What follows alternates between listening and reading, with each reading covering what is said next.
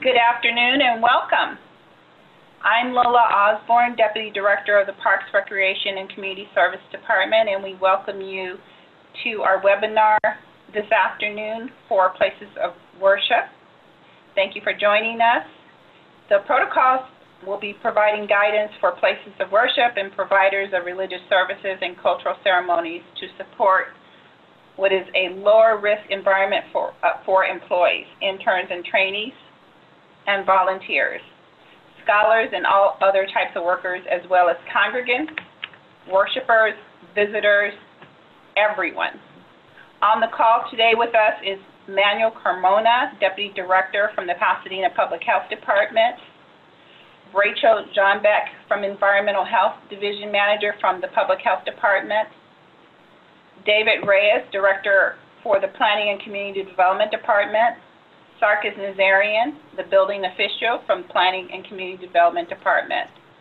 We'll have a brief presentation on the protocols from Rachel, which are available online, and you'll be able to see that information shortly by the Pasadena Public Health Department. So Rachel, if you'd like to get us started, please. Thanks. I was under the impression that Manuel was going to begin. Well, let's have Manuel start, please. Okay, it flows well that way. Yeah, thank you, Rachel. And good afternoon, everyone. It's a pleasure to be with you all this afternoon. If we can have the presentation load up here.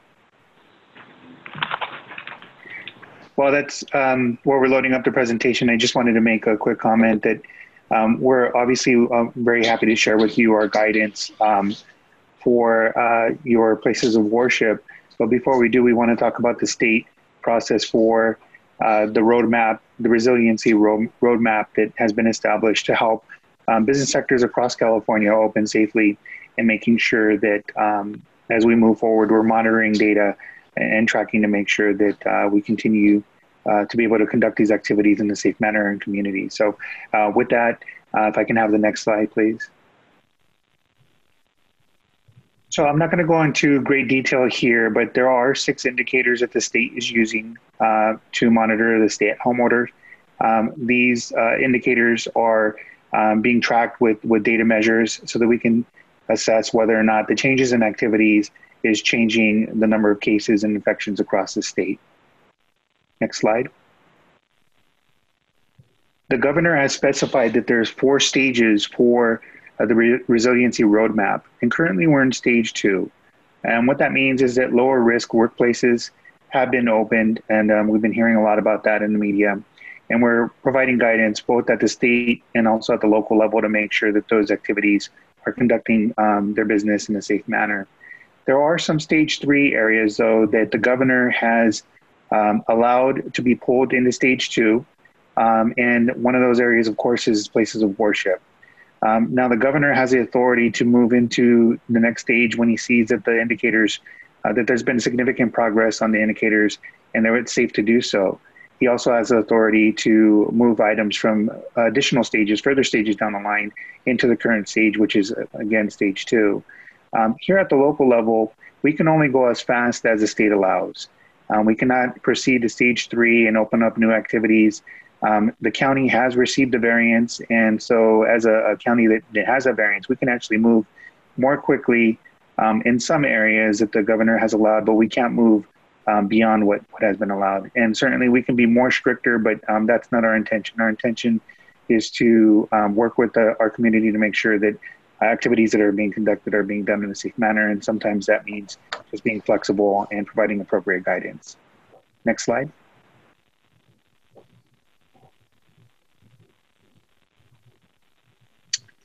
So as was mentioned, we know that the state issued guidance for places of worship on May 25th. The Public Health Department in Pasadena issued the guidance on May 29th. That guidance is on our website, and I've included the full length of the URL there in case you want to jot that down. We can certainly distribute it after the meeting today by email as well, so that if you haven't looked at that guidance, please do take a look at it. That's going to make sure that when you consider opening up your place of worship to patrons and employees, that you can make sure that everybody stays healthy. A closing note, and it's really important, is that nothing about the virus has changed. And I know that we are reopening different sectors of our community to new activities and allowing for folks to re-engage. But it's very important that we do everything that we can to limit the spread of the infection. And that means taking appropriate protocols and really following the guidance. We will be talking more, Rachel will be talking more about that guidance in a second, but I did want to share with you all that it's important for you to understand that this guidance is not necessarily a requirement that you reconvene, to the extent possible, if you can conduct your services virtually, we encourage you to do that. And that is the best way to mitigate the risk of spreading the infection in our community. So with that, I'll hand it over to Rachel for more information. Thank you, Manuel. Hello, everyone. I'm Rachel Janbeck. I'm the Environmental Health Division Manager here at the Health Department. I want to start by saying that we recognize that each of you are the expert regarding your own practices, your traditions, and your operation. And the reopening protocols are general. And we ask that you take them and apply them to your practices where they can be applied. At this time, places of worship may reopen. That was effective in May 29th here in Pasadena, but at a reduced occupancy. So the requirement right now is that you're only seating 25% of your service area, or 100 people, whichever number is smaller. Additionally, places of worship may now conduct religious ceremonies such as wedding ceremonies and funerals, and the same occupancy standards apply to those. The reopening protocols goes through several different areas of protective measures that should be implemented inside your organization before you reopen and have congregants return. The first section speaks about what signage needs to be posted so that everyone is aware of what's being done in order to protect individuals when they're in your facility. There are a few signs that are required, and they must be posted in a location that's obvious to visitors and employees alike. So one sign that is required is a sign that reminds individuals that they should maintain a distance of 6 feet from other individuals who are not from the same household as them. Another required sign is a sign that instructs individuals to wear a face covering and to stay home if they're experiencing any symptoms related to COVID-19. Finally, the actual protocol, which is a checklist of items that you will implement at your organization, needs to be completed. So the check boxes need to be marked, and then that document needs to be also posted at your facility and distributed to anyone who works there, a copy so that they have a record of what's being done. So those are the signage requirements. We're also asking that if you have a website or if you have a social media presence, that you post on your website or on your social media pages the protective measures that you are implementing in your facility, including the requirement for face coverings and the requirement that congregants or members stay home if they're not feeling well, so that everybody is aware of what's being done to protect the individuals as they come in and they visit your facility. The next component of the protocols is a requirement that employees and members of the church that are working or participants in the activities that are part of the organization crew, that they are screened for symptoms when they arrive, or they do a self-screening at home before they leave to come to the facility. You can take their temperature when they come, but it's not a requirement. They can take their temperature at home before they leave for the day to come into work, or they can just report that they're not experiencing any symptoms, including that they don't feel like they have a fever. So any of those options are acceptable. There's also a recommendation, but it's optional, that congregants or visitors are also screened. If you don't feel comfortable doing that, you can post signage requiring that they self-screen and that they don't come if they're feeling ill. Now in the facility, there are hand washing stations in the restrooms. We need to make sure that those hand washing stations always have an adequate supply of soap and paper towels. So somebody needs to be assigned to check those throughout the day, especially at times of high use, and replace any supplies that are depleted. Additionally, sanitization of commonly touched surfaces is required, and a program should be implemented where there is a person designated to go through and disinfect surfaces with an approved disinfectant wipe on a regular basis. And for those high touch surfaces, it might be every hour, such as doorknobs leading to restrooms and faucet handles in the bathroom, and other counter surfaces or light switches that are touched on a regular basis. Some of the guidance is operational, and some may or may not apply to your facility depending on what your traditions and practices are, but I'll go through a couple of them. The complete guidance can be found again on our website, and so you'll go through all of them and you'll check off those that apply to your operation. One of the items is consider implementing a reservation system so that you have better control over the number of persons coming in. Because we are limited to 25%, that prevents too many people from showing up and being disappointed that there isn't an available seat for them. If you would like, you can, you can schedule more services.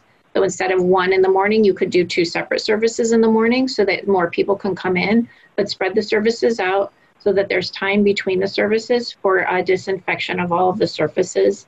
And then encourage people, if they are coming for the early service, to always come for the early service every week. And those people that come for the later service to always come for the later service every week. And that way we cohort our members or our groups. And if there is somebody who is ill and ends up coming unintentionally when they're ill, that their exposure to people is less.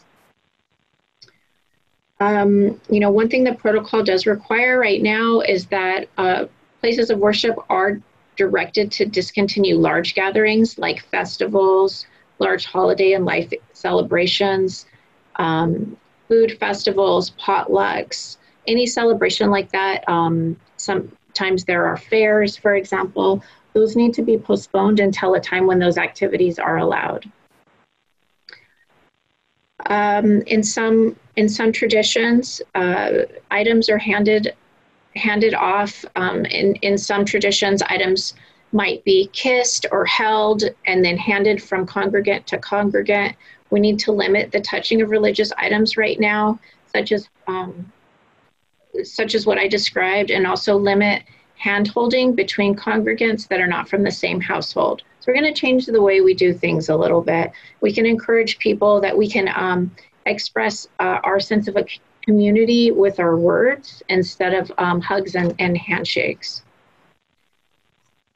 When we dismiss our congregates, we're asking that they're dismissed 1 row at a time and that they understand what direction to walk so that everybody can exit in an orderly fashion. And we're asking that if you have multiple entrances, that you designate one as an entrance and one as an exit so that there's a clear flow of people moving through the facility in one direction. The protocols are strongly encouraging the discontinuation of singing at this time. Some things that we found in the scientific studies is that although during regular conversation, our respiratory droplets might travel up to 6 feet, with a really strong diaphragm and someone that can project well while they're singing, those respiratory droplets can actually travel much farther. And I've read studies up to 25 feet. So for that reason, singing is a high-risk activity, and we're asking that that is discontinued. But if singing does occur, we're asking that the persons who are singing are spread more than 6 feet from other people. The way that communion is offered needs to be modified at this time. And so instead of offering communion from the hand directly onto the mouth, the recommendation is onto the hand or onto a napkin, and then the other person picks it up. That will limit the spread of germs.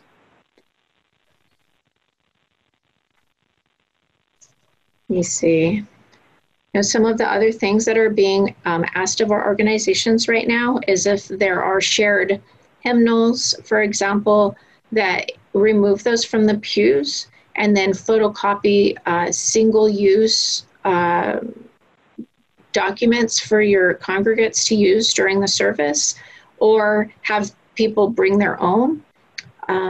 But if they do share, then those books need to be disinfected between users. And there's also a recommendation that if pews are made out of a cloth material, that covering is put down, like a disposable covering where people are sitting. If they're made out of wood, then a disinfectant wipe is used to wipe the pews between users. That is my presentation, and I will take questions, I think, at the end. Thank you, Manuel and Rachel. Our next presenter is David Reyes, the Director of the Planning and Community Development Department.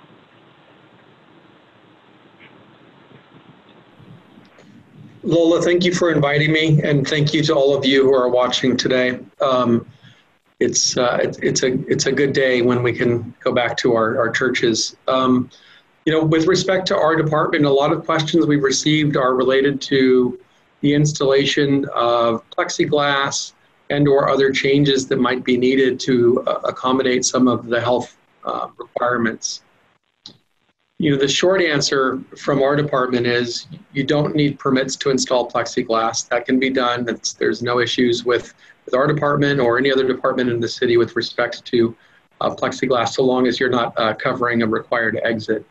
To the extent that you and or the leaders of your organization feel like you need to make some modifications to your building, physical modifications, we want to hear from you. We would encourage you to reach out, and I will make sure that I type in my email address so you can send an email directly to me into the question and answer here. I don't anticipate that as a result of the requirements that health has put out, that there will be any physical modifications that would be needed that our department would be involved in, but we wanted to be here, show our support for your organizations as well as for the health department and Lola, and I'm available, Lola, for any questions that come up. But I really don't have a lot more to add at this time. Thank you. Thank you, everyone, for your presentation. So we're going to move on to the question and answer portion of the meeting. However, I'd like to ask our media participants that these briefings are off the record and not intended for the media. At this time, we ask that the media please jump off the call. Thank you. So the directions for asking a question are the following. We'll be happy to repeat these. You may type in a question through the chat function. You may raise your hand when the moderator calls on you. Please ask your question from a computer. You're looking for a Q&A and raise hand in the Zoom ribbon. From a phone, you'll dial *9 to raise and lower your hand, and *6 to mute and unmute. So let's begin to see if we have any questions. We have a question from, looks like Mr. Healy. Will compliance with guidelines be enforced? And that would be... Maybe I'll start, and then I'll turn it over to Rachel and Manuel. So under, I guess the other part of our department is code enforcement. So our code enforcement activities with respect to these reopening activities have been in conjunction with the health department. And the approach that we've taken, there's a couple of key points that I want to share with this community. One is our staff doesn't ever approach an individual patron of any business or of any faith organization. If we see blatant violations as we are going through the city, we typically would introduce ourselves to the owner or manager of the business and just open up a dialogue and make sure they're understanding of the rules. But let me get back to the actual issue for your organizations. As Rachel stated, what's going to be required is, in order to open successfully, is to go through the protocols and the checklists to make sure that you've done what you can in terms of identifying what should apply to you, what you don't, and you check the boxes. Share that with your employees, and then you keep a copy posted somewhere that would be accessible if needed. Meaning,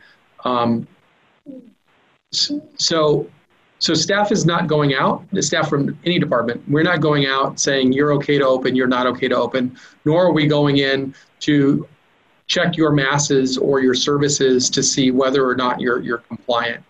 We would be really driven by complaints, whether they're complaints from parishioners or other congregants that you may have or from neighbors. And if we received a complaint, we would likely have a conversation with the whoever would be in charge of the organization and just go through that complaint and see what the issue was and how we might avoid it, or it may not be a valid complaint. So the short answer, I know it was a long answer, but the short answer is, will compliance with guidelines be enforced? Yes, the city will need to enforce all of the guidelines, but we're not proactively going to every organization and every mass, and that's not how we operate. So it really is self-certification by your organization, sharing that sharing all the compliance the protocols with your staff and other folks that work within the organization, and then having a copy available if needed. Hope that answers the question. Rachel, do you have anything to add? I have nothing to add. Lola, I do want to make some additional comments. I just want everyone to know is that the health department and all of our community, this is a partnership. Our goal is not to restrict activities that, could be done in a healthy and safe way. And we certainly wouldn't be allowing for activities such as places of worship to start again if we didn't feel like there was ways that we could mitigate the risk and reduce the risk. But as with all things, and not just places of worship, but all of our business sectors, we continue to evaluate and track and monitor data about number of cases, and of course, the serious and severe illness that comes with it. And as part of that process, we do contact tracing and case investigations, and so we do interview folks and understand where they may have been exposed and how they may have gotten sick, so that we can then address that particular issue. And one of the things that's really important for everybody to know is that we're trying to keep all of our businesses and places of worship open. And if we find that, regrettably that, maybe one group or one organization is not complying, then we will certainly expect to see the cases rise, and it'll be tracked back to that specific activity. We want to do everything we can to not reintroduce any kind of restrictions. And that's not something that we take lightly. But if we start to see that regrettably certain activities are leading to additional cases and severe illness, then it'll be something that will have to be discussed and figure out whether or not we need to take measures to mitigate that. And so I just want to make sure that everybody understands this is a partnership. We believe that there's ways that we can do these things safely. But if we see that there is non-compliance and that new cases arise from that, then regrettably we may have to think about how we make changes to the guidance that we've offered to the community. Thank you. Thank you, Mr. Healy, for that question. Our next question is from Michael Hope. We have two questions on singing. Mr. Hope's question is, singing within 25 feet, is that with face masks? And a follow-up question on singing, please. Given that everyone will be wearing face coverings in services, does that not mitigate the risk of transmission through singing? As you can imagine, this is a big part of religious gatherings. I want to provide some clarification. We're not requiring that persons are 25 feet away from other persons while singing. I was just demonstrating that there were some scientific studies that show that respiratory droplets can travel that far in certain scenarios, such as when someone's projecting their voice. And so we do need to be aware of what the risks are. I want to read verbatim the two sentences in the protocols that address singing, so that I can be clear about what the requirements are. Strongly consider discontinue singing and other practices and performances where there is increased likelihood from transmission from contaminated exhaled droplets. Modify practices such as limiting the number of people reciting or singing, ensuring physical distancing greater than 6 feet between people, or opt to sing outside with physical distancing. And I think, so what it's saying is take precautions, be very aware of the risk involved. 6 feet is the minimum people should be away from each other when practicing singing. Greater is better. And if you move any of your activities outside with the fresh air, the virus is diluted quite a bit. And there are studies showing that that's a much safer environment than an indoor environment. But you're not being directed to discontinue singing. Thank you. Our next question is anonymous. However, the question is, are there suggestions for how to mitigate risk for people that cannot wear face masks?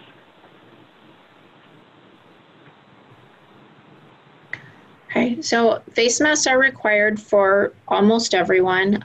There are some exceptions, so I want to be clear about what those are. Children under 2 years old should not wear face masks. It's not safe for them. Also, persons with certain medical conditions that face masks would cause them to be in shortness of breath or have generally like a health problem by wearing the face mask. They also are not expected to wear face masks. And we have to be respectful of somebody's personal medical privacy as well. So if somebody says that they're not able to because of a medical condition, they should just be given that ability to not wear the face mask. But the question is, the question was about mitigating safety for them or for the persons around them. So the way that you do that is that you still have everyone maintain 6 feet of distance, and everyone that can wear a face mask does. And that's the best level of protection that you can achieve. Thank you. Our next question is from Matt Vasco. Are small group gatherings allowed? Second question, such as a meeting or class of up to 25 people. So my understanding is that the occupancy limits apply to all the activities. So if it's a smaller gathering in a smaller room, there still needs to be a 25% reduction in that room so that people have the extra space. But if you want to move that smaller gathering into a larger room where they can space out, then it's 25% or up to 100 people, whichever is smaller. And that applies to small groups, and it applies to the ceremonies, such as funerals and weddings. Rachel, can I just add one thing and make sure that I'm clear as well? So my understanding is exactly consistent. I'm glad that you just stated that way. We had received some questions. Sometimes churches host either like a Bible study or maybe some other group gatherings, 12-step programs, et cetera.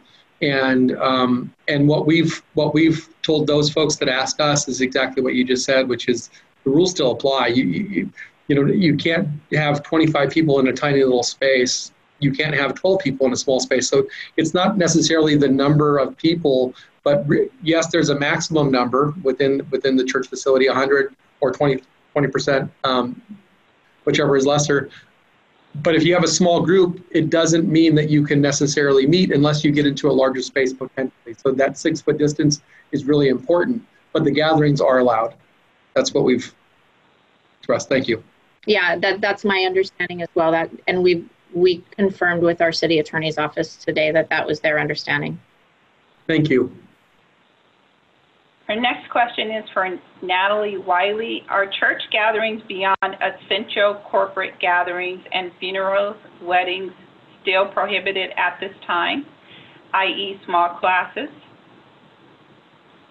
The way the protocols that were put out by the state and our protocols that mirror the state read, the classes are not prohibited.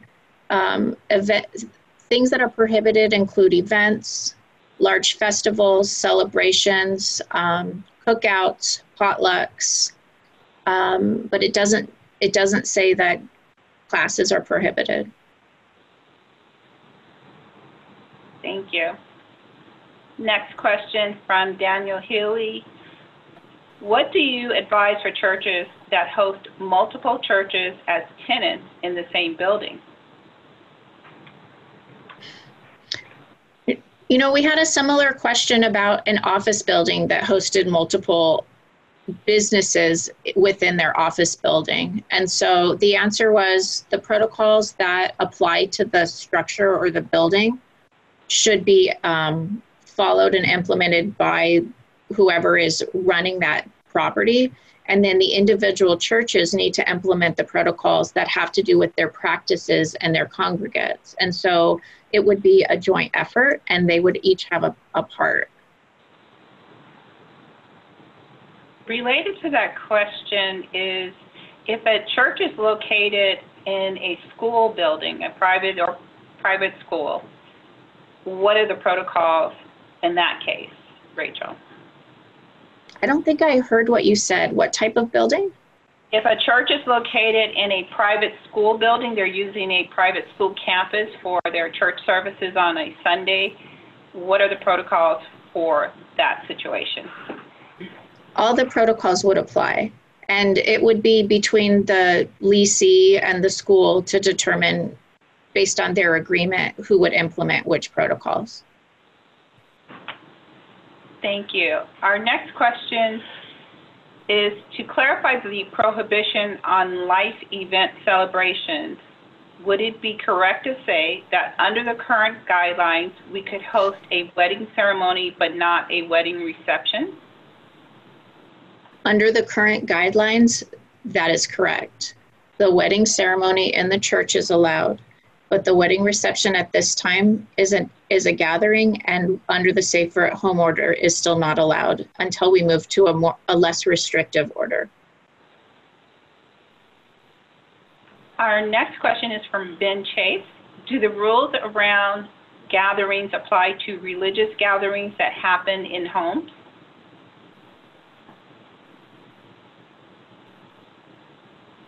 Rachel? I don't know the answer to that.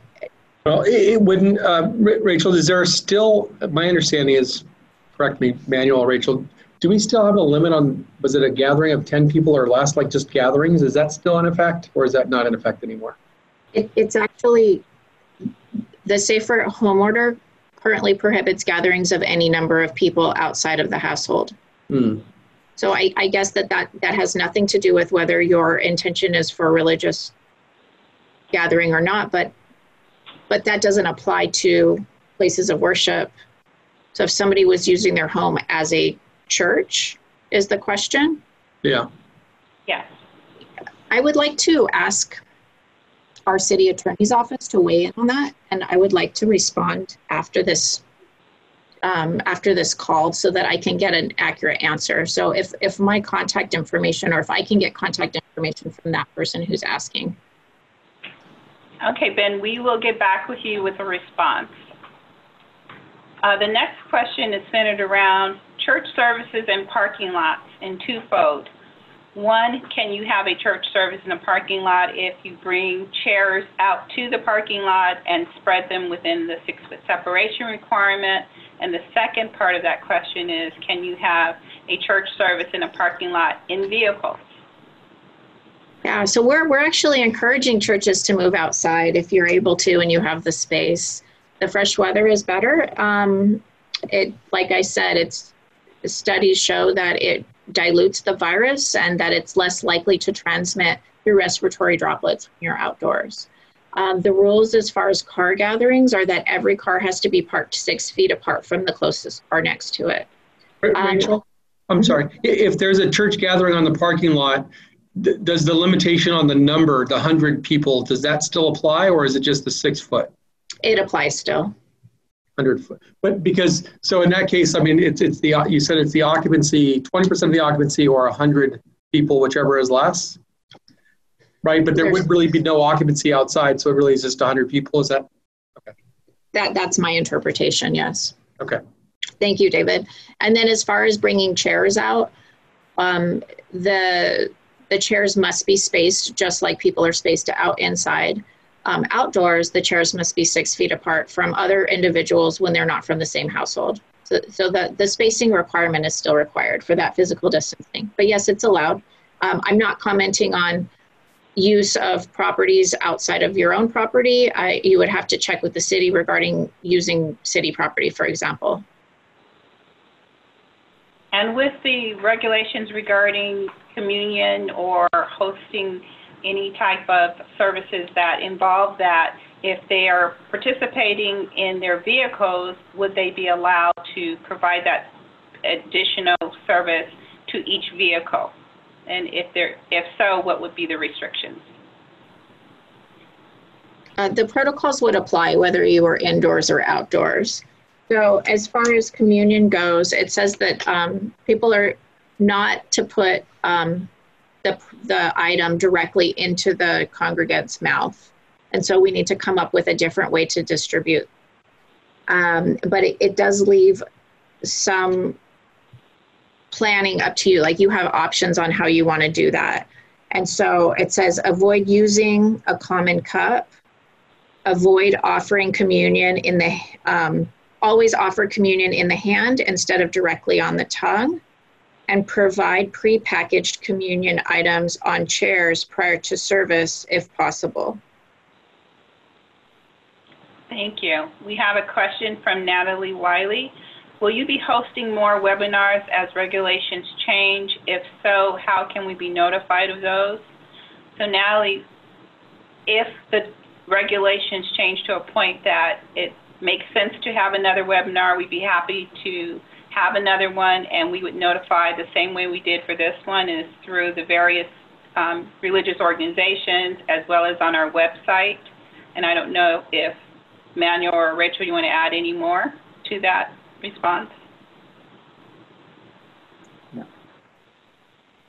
I have nothing else to add, but I'm happy to do more as the protocols change in the future. Our next question is, what, if any, data should be passed to the Department of Public Health if we find someone in the congregation has been infected with COVID and he or she may have possibly visited the church? So the protocols have really specific information on what to do if that occurs, whether it's a congregant or an employee. There's a phone number and an email address for our public health nurses here at the health department. So as soon as you learn that this has happened, call them and they'll walk you through a series of questions to find out when the person started having symptoms and what days that they were at your facility.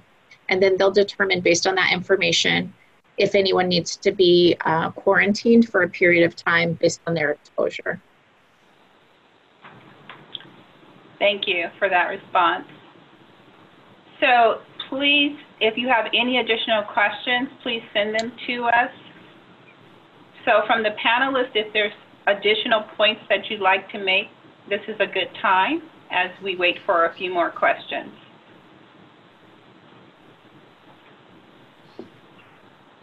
You know, while the question... I'm sorry, go ahead, Rachel. Oh, okay. I was just going to reiterate, while people are providing new questions, as our places of worship reopen, we must remember that we need to reopen cautiously. You know, Manuel mentioned that although we see businesses reopen and we're seeing our faith-based organizations reopen, nothing about the virus has changed. And so we need to continue to support our vulnerable members, like the older adults and those with underlying health conditions, by continuing to offer virtual services in addition to the on-site services. We have another question, and then I'll go to Kelly. Carla Bartholomew, sorry if I ruined that. Can you please tell me where to get the checklist that we must send to the health department? So the checklist is on the city website. I don't know if I have access, let me find it right now, to the web address. I will look it up. Rachel, I also posted the link in the Q&A chat as well, so everyone can access the link there. Oh, perfect. But real importantly, Rachel, they're asking if where they send it to you. Oh, I misunderstood the question. Yeah, they're saying. Please don't send it to us.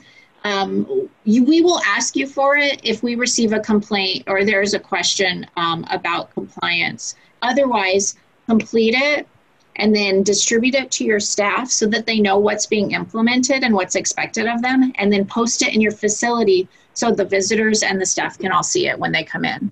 But you don't need to provide it to the city. I think the concept of self-certification is extremely important that everybody understands. And the document can be found at the website, cityofpasadena.net/COVID-19. And that's where all of our guidance documents are found. Rachel, the next question is, what is the process that the Public Health Department will follow if the regulations change? Will you remove the current regulations and just add that there's been an update, or what is that process?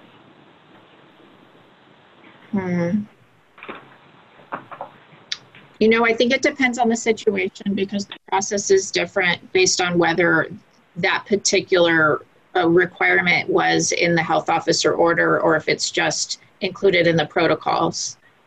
So it could just be an update of the protocols and reposted on our website, or it could be the implementation of a new health officer order.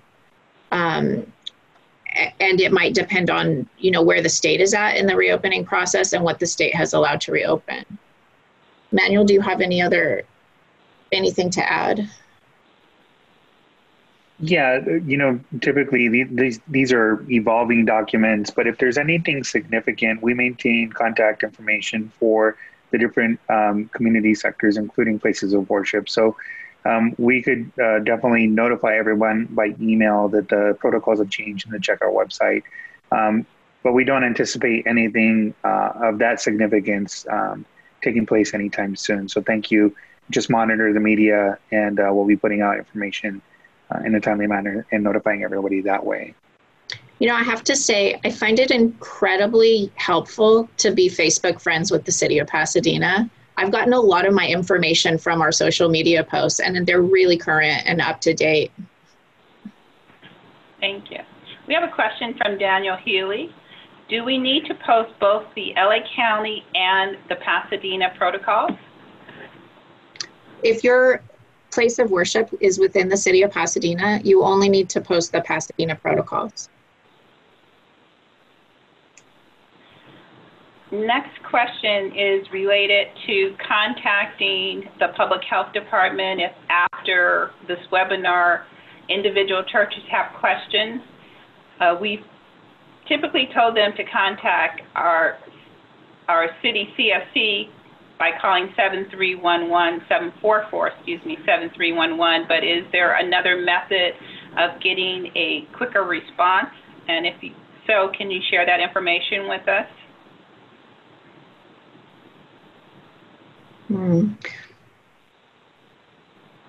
You know, I'm happy to provide my contact information, but many of the questions end up being directed towards other departments, not the health department, if they're related to enforcement or something that's beyond the protocols. So the Citizen Service Center is our recommended method for reaching out because it's easily disseminated to the correct department. But if it's helpful and if somebody wants to reach out directly, I'm happy to work through a specific question that you have. Kelly, is there a way to provide my email to everybody, or should I just say it out loud?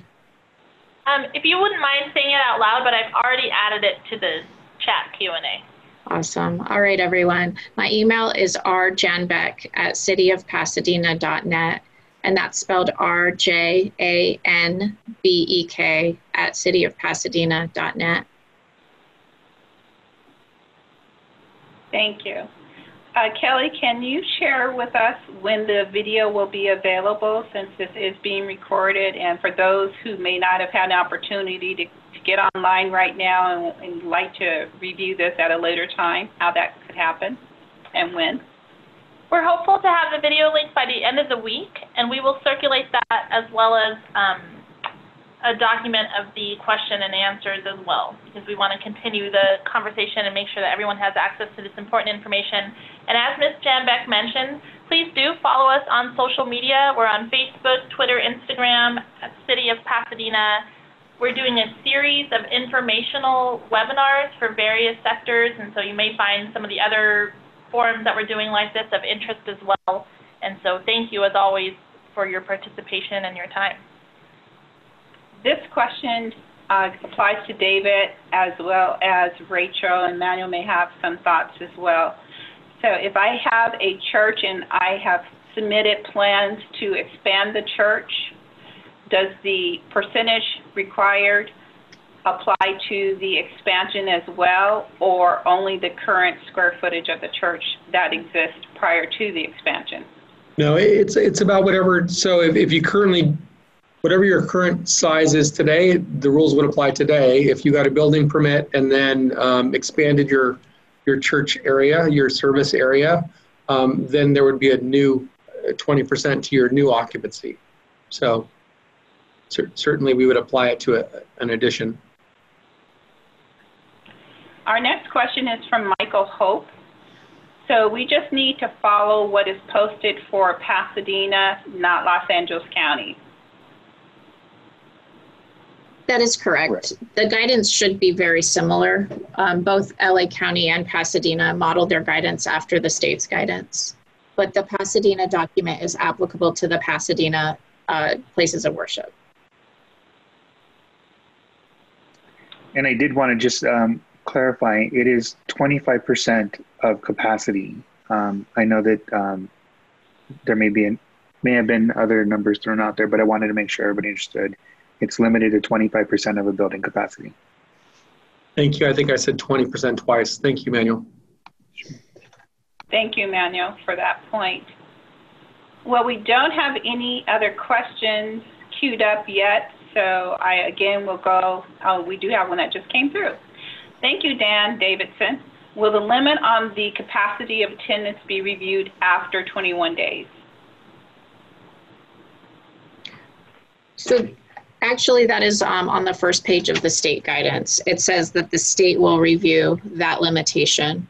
And so we will wait for the state's determination on whether that will change. And then if the state changes it on the local level, we have the ability to change it along with the state or to keep our more restrictive occupancy limit. Okay. Any final comments from the panel, since I haven't seen any other new questions coming up?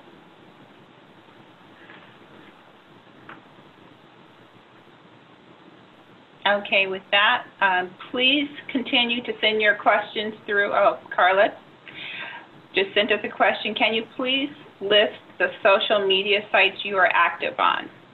So we can list those and we'll have Kelly just reiterate them quickly. Sure, we're on Facebook at Pasadena Gov. We're on Twitter at Pasadena Gov, and we're on Instagram as well, I believe at City of Pasadena. But if you search City of Pasadena or go to our homepage at cityofpasadena.net, there are quick links there to get connected with us on social media as well.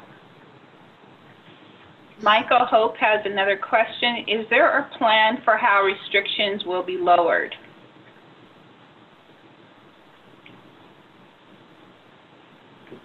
At this time, there isn't a plan that says on this date it will be 50%, and then on this date it will be 75%. The reopening, that the stage that we're in right now is more of a, we need to take some time to see the impact and see how the cases rise or not, and then decisions will be made based on that. Thank you. Another question. Can you explain or possibly reiterate the requirements for Bibles and testamental documents within church pews? Yes, I'll read the section. It's just a couple sentences. It says, consistent with the faith tradition, consider temporarily limiting sharing of frequently touched objects that cannot be easily cleaned between persons, such as worship aids, prayer rugs, prayer books, hymnals, religious texts, and other bulletins, books, shared cups, and other items received, passed, or shared among congregants as part of the service. Consider photocopying or electronically sharing prayers, songs, and texts via email or other digital technologies. So one idea is that pages from a hymnal or from a Bible, for example, can be emailed or texted to the congregation in advance, and then they can just read it off of their phone or their iPad while they're during the service. If you do continue to use the shared items, they need to be disinfected between users. Thank you. If a church is continuing to do the video teleconferencing for their services, is there a limitation on the number of individuals that can participate within the church building for that purpose? So I think that the state guidance on the 25% or 100 people would apply in this sense as well. It doesn't identify a different requirement for that type of activity. Yeah, it used to be lower, Lola. That's a really good question, right? When it was just digital, when it was only electronic, but now that it's been opened up, I think that there's really no limit other than the 25% or 100. Thank you. So seeing no additional questions, and we're getting close to the hour, again, I'll offer any final comments from our panelists, and then I'll do my closing. So we look forward to helping you reopen wherever we can. But I'll leave it with that. And I just want to thank everybody for, joining us this afternoon to make sure that it's such an important activity in our community that we just continue to do it safely. So thank you all. Yeah, thank you. Thank you to all of our panelists. Thank you so much for joining us today. We hope that you got your questions answered, and as we mentioned before, feel free to send us any additional questions as we close through the chat, or contact us at our citizens service at 744-7311. And that information will be posted. The link to these protocols will also be posted so that you can get that information directly. And we hope that you have a great day. And if there are additional opportunities for us to have another webinar, we look forward to getting that information out to you soon. Goodbye.